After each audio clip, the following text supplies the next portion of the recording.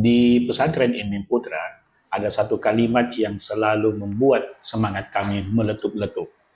Akal yang sehat ada di dalam tubuh yang sehat.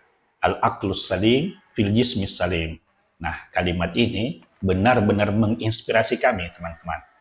Kami, para santri Imam Putra, bukan hanya serius dalam belajar, mengaji, berbahasa Arab dan Inggris, serta membaca kitab kuning. Kami juga punya waktu untuk mengasah keterampilan olahraga loh. Nah, kali ini kami lagi asyik banget latihan bulu tangkis dengan semangat yang membara.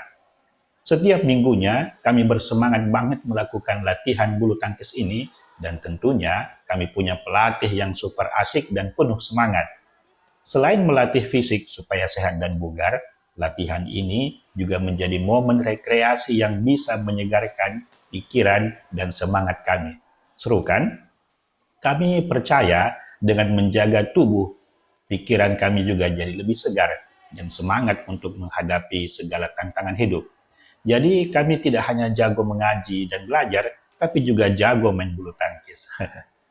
Jadi ingat ya teman-teman, akal sehat, tubuh sehat adalah mantra yang bikin kami tetap semangat dan bersemangat dalam menjalani hari-hari di pesantren ini.